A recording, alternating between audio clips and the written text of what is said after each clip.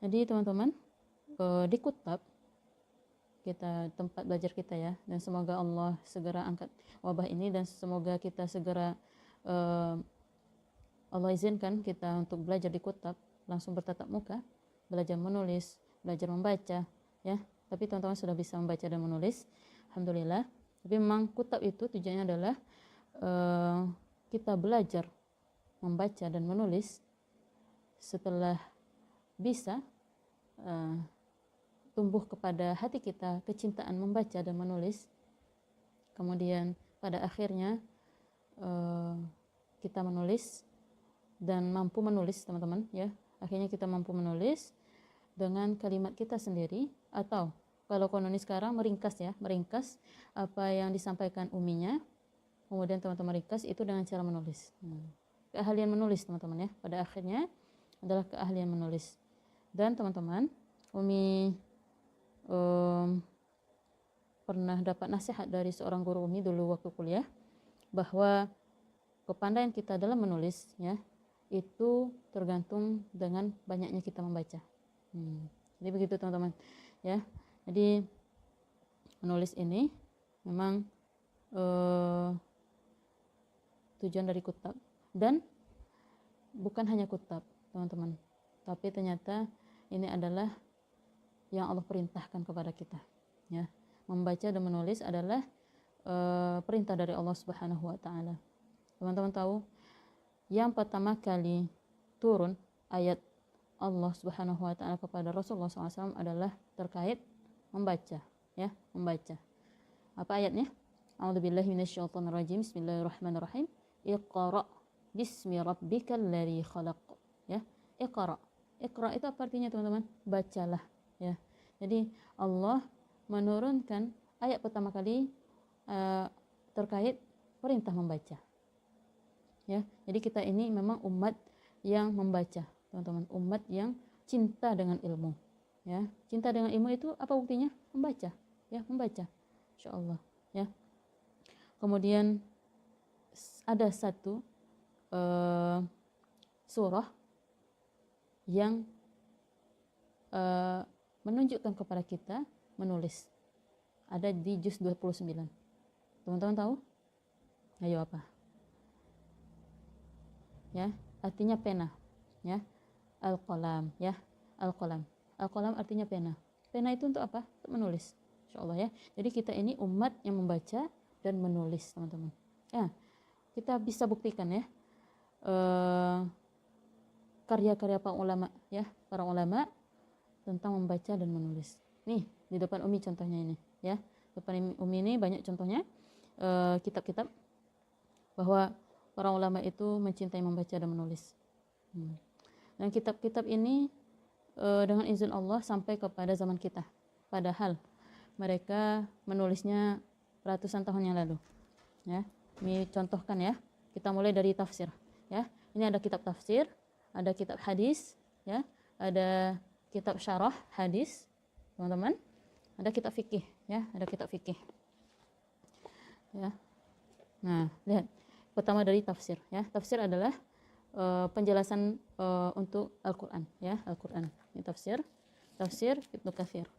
Ini tafsir Ibnu Katsir teman-teman, yang teman-teman sudah kenal ya. Teman-teman belajar iman, uminya sering mengatakan tafsir Ibnu Katsir. Nah ini dia kitabnya, sama Umi 4 jilid, 4 jilid. Tapi kalau terjemahnya sangat panjang, 10 jilid. Masya Allah ya teman-teman. Nah ini karya ulama. Dulu mereka menulis, kalau ini cetakan komputer ya, tapi awalnya para Imam Ibnu Katsir ini menulis dengan tangannya, menulis dengan tangannya.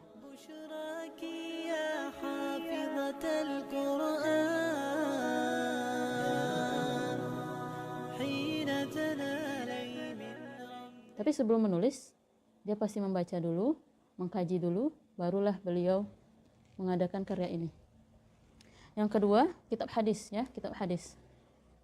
Nah, kitab tafsir bukan ini saja teman-teman ya, ratusan kitab tafsir yang para ulama tuliskan. Salah satunya ini yang terkenal di zaman kita. Dan apa motivasi mereka ya? Ratusan kitab tafsir, teman-teman lihat di maktabah ya nanti ya. Kalau Allah izinkan teman-teman ke maktabah nanti, amin. banyak kitab tafsirnya.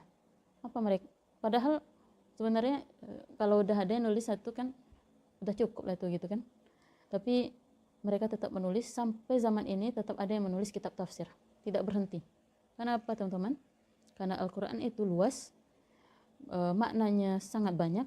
Kemudian memang para ulama motivasinya adalah ilmu yuntafa'u bihi, ya, ilmu yang bermanfaat. Amal yang tidak terputus pahalanya adalah salah satunya ilmu yang bermanfaat. Mereka ingin ilmu ini, ilmu yang ada di mereka bermanfaat untuk umat dan mengalir terus bagi siapa yang terus mengamalkannya. Nah, insyaallah ya, motivasinya adalah akhirat, ya, akhirat. Dan memang para ulama berpikirnya itu besar, teman-teman. Apa yang bisa saya lakukan untuk umat ini, untuk bermanfaat bagi orang lain, ya. Jadi jangan kita hidup ini di dunia ini buat susah orang, ya. Kalau bisa kita itu hidup, dan ini mesti ya teman-teman ya, kita hadir memberikan manfaat untuk orang lain, ya. Itu tanamkan pada di hati kita bahwa kita ingin memberikan manfaat untuk orang lain, dan itu pahala, teman-teman, ya.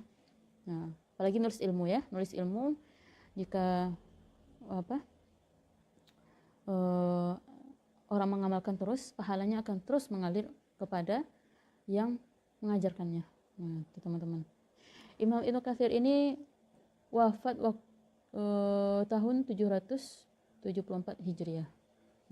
700 tahun yang lalu, dan karyanya sampai sekarang masih ada, teman-teman. Allah abadikan, dan kaum muslimin banyak mengambil manfaat.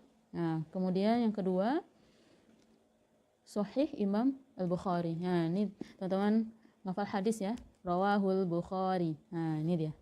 Ini kitabnya 4 jilid juga, Masya Allah. Ini lebih lama lagi, teman-teman. Tahun wafatnya 256 Hijriah. Berarti 1200 tahun yang lalu, teman-teman. 1200 tahun yang lalu, karyanya abadi sampai saat ini. Masya Allah, ya. Lihat keikhlasan para ulama, Allah abadikan karyanya, ya, ilmunya sampai hari ini. Dan ini syarahnya banyak ya teman-teman ya, syarah penjelasan hadis Sahih Bukhari ini, ya, Masya Allah. Dan ada juga yang mengarang mukhtasarnya, ringkasannya 1 jilid, Mukhtasar Sahih Bukhari. Semangat sekali para ulama, teman-teman, menuliskan ilmu. Kemudian ini adalah Subulus Salam, ya, syarah juga penjelasan terhadap hadis namanya. Masya Allah. Umi kalau jelaskan satu-satu nanti panjang ya. Kemudian ada buku kecil yang Umi, ya. Jadi para ulama itu menulis dari yang kecil, yang besar, yang menengah ada, ya. Ada.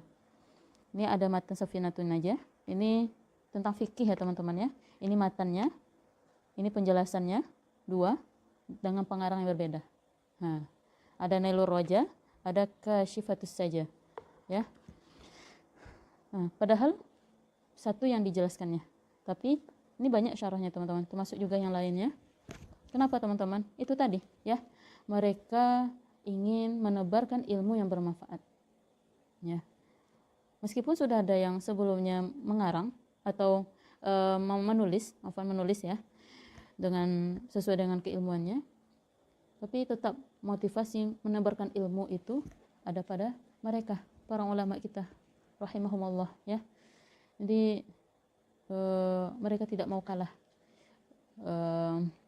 dalam menulis. Mereka berlomba-lomba dalam kebaikan, ya, dengan menulis ini, Masya Allah, ya, Masya Allah.